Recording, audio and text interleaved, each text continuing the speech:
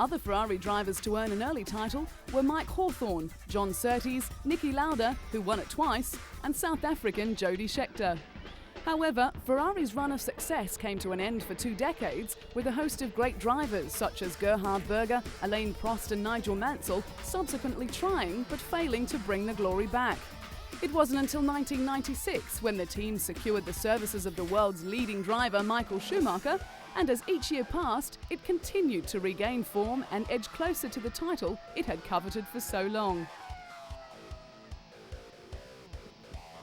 Despite some incredible performances, the team's efforts were hampered by bad luck and costly errors. Finally, in 2000, Michael delivered the drivers' and constructors' titles to Ferrari, becoming their most successful driver in World Championship events. Michael was born in Germany in 1969 to parents Rolf and Elisabeth. His love for racing began at an early age, when his father gave him a pedal kart when he was 4. Little did he know that it was to begin a career driving the most expensive racing cars in the world. His racing talent shone through even at that early age, helping him win on the circuit, even though he was the youngest member and driver in the kart club. He began receiving more recognition, and in 1984 he became the German junior champion and finished runner-up in the Junior World Championships. 3 years later, competing in the senior division, he scooped the double, finishing first in the German and European Championships. Having risen through the ranks of karting, Formula Ford and Formula 3 in Germany, the Wunderkind first showed his real mettle as part of the Sauber Mercedes junior team in the World Sports Car Championship.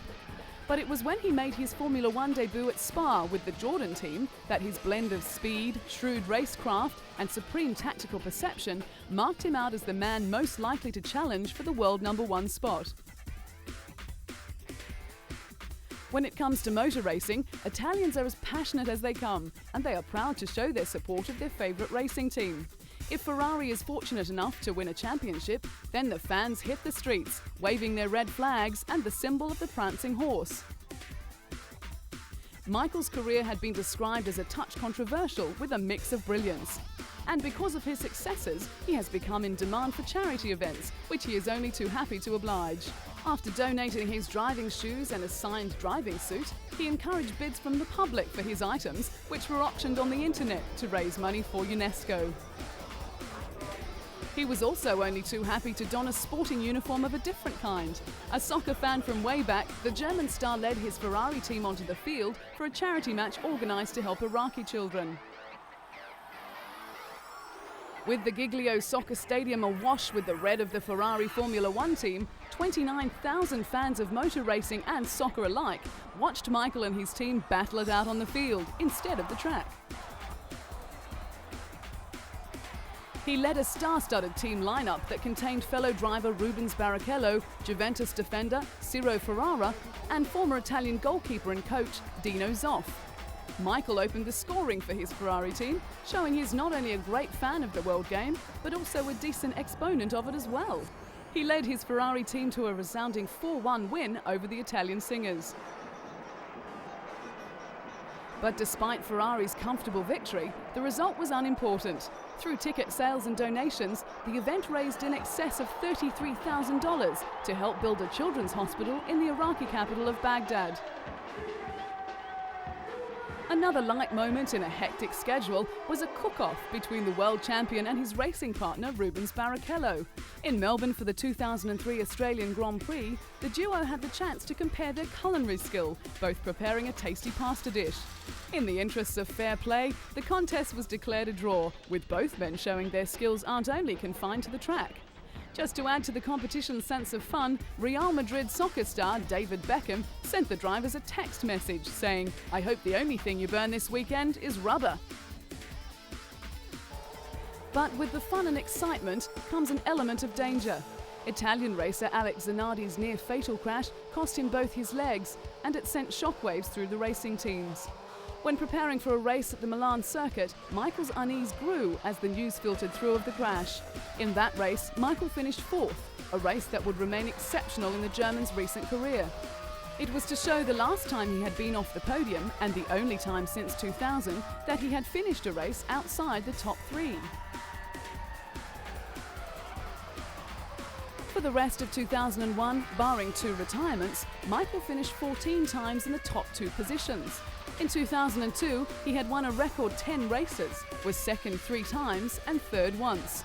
The impressive list showed the steely determination Michael was well known for, and he went on to break a series of records, including the most points scored in a single championship with 122, one less than his own 2001 record. Considered the best Formula One driver in the world and one of the best of all time, Michael's signature moves and famed aggression has allowed him to realize a dream that began over 25 years ago.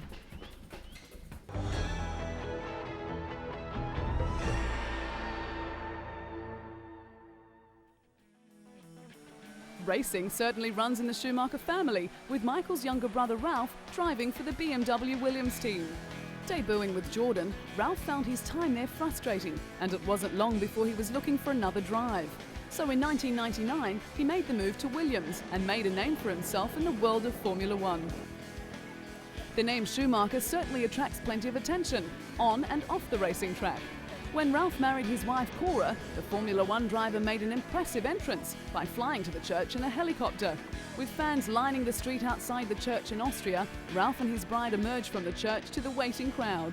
The year before, the couple had married in a low-key civil ceremony without family and friends. But this time, big brother Michael was asked to be the best man, and he was happy to oblige. After the event, Michael slipped out the back entrance while Ralph and his wife posed for pictures before leaving for Cologne. The world of Formula One is big business, with many promotional days planned for racing enthusiasts. When Ralph was in Russia, he found the time to support the Formula One Driving Day, which was set up to promote safer driving in Moscow. Road fatalities are commonplace in the Russian capital, and it seemed appropriate to see a Formula One driver at the wheel whilst navigating the dangerous roads. Ralph was only too happy to pass on his wisdom, but had to swap his racing car for a more modest mode of transport before signing a few autographs for the F1 fans. Formula One racing is an extremely dangerous sport, and the Williams team has experienced plenty of tragedy in their history. But with Ralph at the wheel, he has brought a new lease of life, bringing his determination and sheer skill to the famed racing team. It is a combination that has won the admiration of Formula One fans around the world.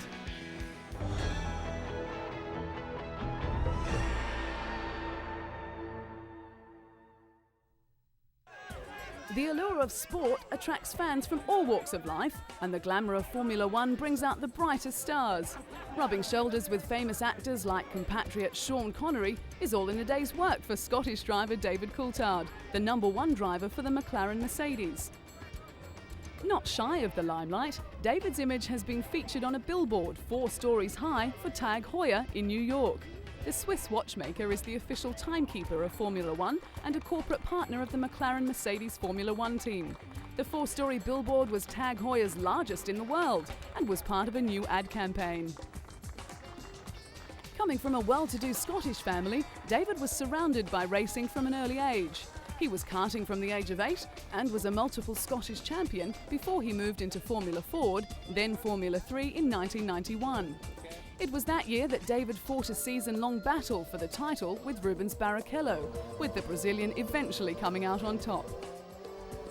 David's Formula One career began in 1994 in difficult circumstances. He was thrust into the spotlight when he replaced the legendary Ayrton Senna after his fatal crash. At the time, David was driving for the Williams team, who were dominating the sport at the time, and was sharing a seat with Nigel Mansell. The next season with Williams, driving alongside Damon Hill, David won his first Grand Prix in Portugal, beating both Michael Schumacher and his own teammate, finishing 3rd for the season with 49 points. The following year was to see the move to McLaren, partnering Mika Häkkinen. But without a competitive car, David struggled throughout the year. The highlight of that year was a second placing in the famous Monte Carlo Grand Prix, where only 3 cars finished the race. As the McLaren team became more competitive, so did David, and in Melbourne in 1997, he broke the drought by putting McLaren back on the winning track. Winning again in Monza, he finished equal 3rd with John Alesi in the Drivers' Championships. Over the course of the next few years, David had his share of ups and downs, with pit confusion, accidents, and the occasional mechanical problem. But it didn't slow him down too much. A serious plane crash in 2000 seemed to give the Scot a new perspective on life. But despite a very strong challenge for championship glory, he finished third in the standings. Despite his gallant efforts, David has been plagued with team reliability problems. And with the emergence of a very dominant Michael Schumacher in the Ferrari team, the task of reaching the top keeps getting harder and harder. But when he's racing head-to-head with the best drivers in the world, David's never-give-up attitude will always come to the fore.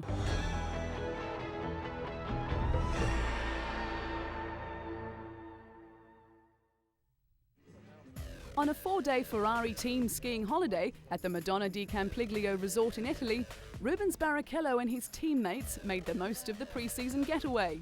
At a go-kart race on ice, Rubens put all his past skills of karting to the test as he, teammate Michael Schumacher and test driver Luciano Berti raced each other, displaying their usual skill and aggression and even finding time for a trick or two on the way.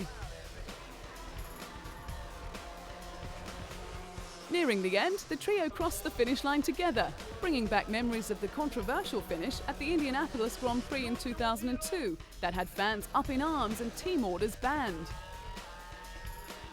But controversy aside, Rubens has amazing talent. His debut season in 1993 with Formula One was sensational. He may not have ended the season with the points tally that he deserved, but he certainly proved that he was one of the best drivers in wet conditions, as well as entirely competent in the dry.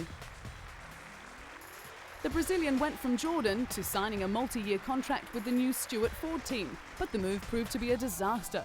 He then received the call to go to Ferrari as teammate to Michael Schumacher.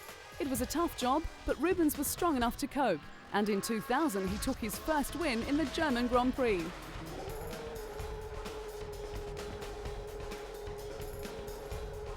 Before arriving at Ferrari though, Rubens had put in many hard years. The Jordan team began to suffer from reliability problems, even though the Brazilian had some brilliant results. 1996 proved to be a disappointing year, and Rubens parted ways with the Jordan team.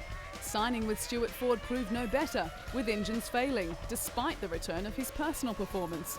A superb second place at Monaco in 1997, one of the few times the car actually made it to the line, was a testament to his speed in wet weather conditions. But Rubens needed a car that would enable him to finish a race in order to make any progress as a driver, as well as to motivate himself, and he found that with Ferrari. But since joining the influential Ferrari team, the FIA pressed new rule changes designed to make Formula One cheaper and more exciting. With the spiralling costs required to compete at the highest level, the governing body announced a deal to keep the circuit from shrinking to 8. But the sport's richest teams, like Ferrari and Williams, balked at some of the ideas. Formula One has been dominated by Ferrari, with the team winning 15 of 17 races in 2002. But smaller teams are struggling to compete with the Italian giant, and with Ferrari's ability to secure the talents of Rubens Barrichello and Michael Schumacher, they are sure to stay on top of the championship's table.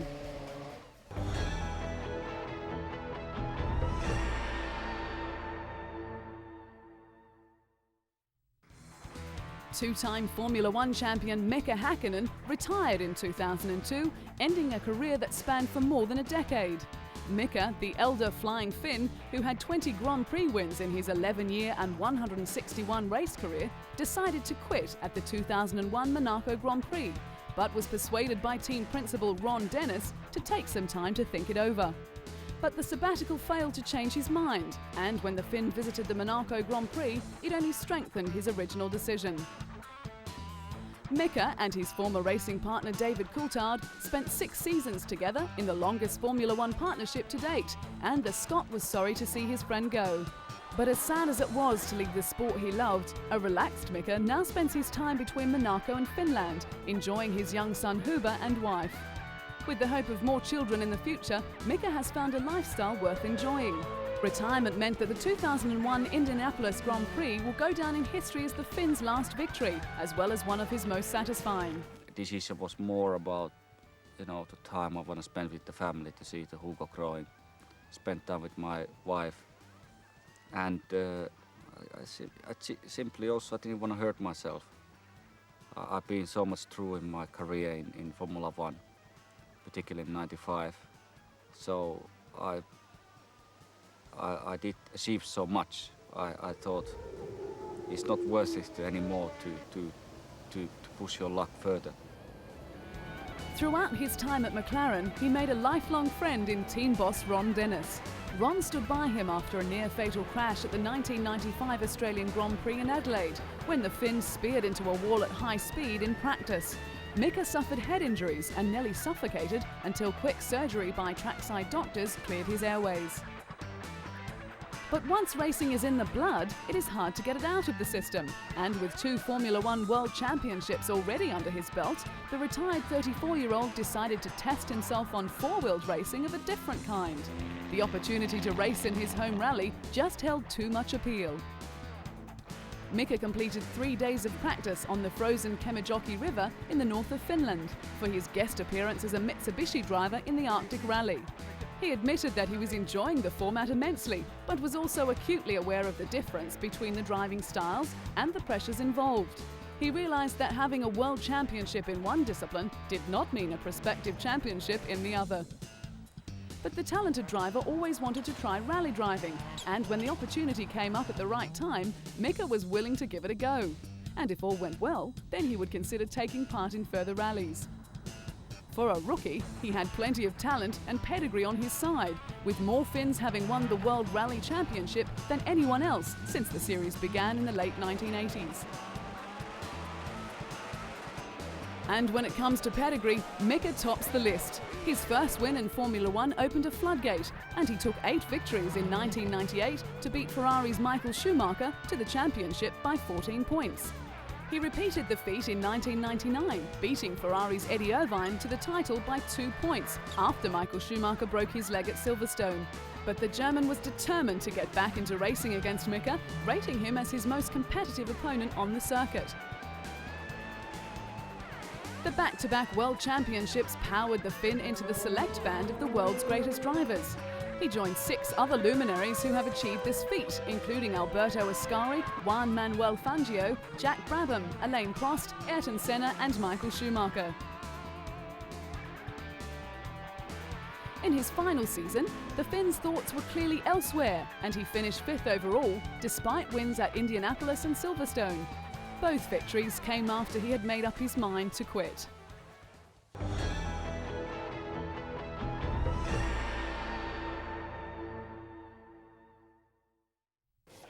Juan Pablo Montoya made an impressive debut into Formula One, fully justifying the faith shown in him by Frank Williams. Even though he was frustrated from having to retire from 11 of the 17 races, 2 of which he could have won, the talent that impressed the Williams team in the beginning shone through.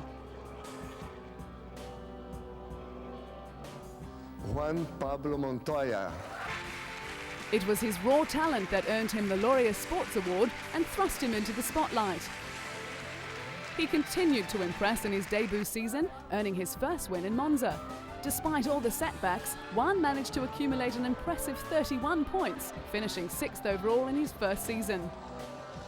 Life off the track for Juan was just as successful as his racing career, with the Williams driver marrying Connie Freidel in a private ceremony in Colombia. The couple were accompanied by 300 family and friends when they wed in the temple of Santo Toribio de Cartagena. With Colombia suffering from constant violence, the area was surrounded by security agents and hovering police helicopters. Returning to his home country, the Formula One driver was inundated with well-wishers, including a call from Colombian President Alvaro Uribe. When Juan had the opportunity to trade places with NASCAR champion Jeff Gordon, he grabbed it wholeheartedly.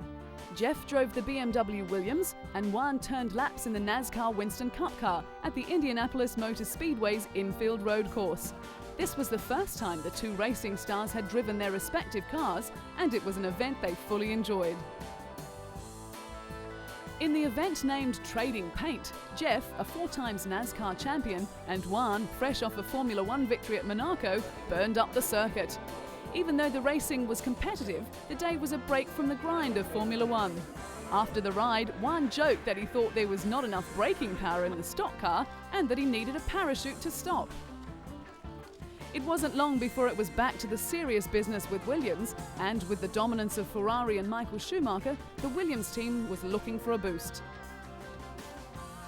Founded by Frank Williams in the late 1960s, a lack of financial support made success difficult to achieve. The team's first win came at Silverstone in 1979, followed by a Drivers' Championship for Alan Jones and a Constructors' title in 1980. In 1986, Frank Williams was involved in a road accident which left him paralysed. Despite the trauma, the Williams drivers, Mansell and Piquet, dominated, with Alain Prost claiming the championship. Frank realised a dream when he signed Ayrton Senna, but it turned into a nightmare when the brilliant Brazilian driver was killed at Imola. This left Damon Hill in the driver's seat, winning the title in 1996. It was in 1999 when Frank acknowledged the talent of Juan, organising a swap deal for the Colombian to take up the role in the Chip Ganassi team. There he flourished, taking the kart title in his rookie year. He claimed 7 wins throughout the season, as well as 7 poles, becoming the youngest champion in the history of the sport. Although Frank Williams wanted Juan back for the 2000 season, he remained with the kart series. He also went on to win the Indianapolis 500 on his very first attempt. Returning to Williams in 2001 to partner Ralf Schumacher, Juan saw his first Formula One victory. He secured several podium finishes and 3 pole positions in his debut season.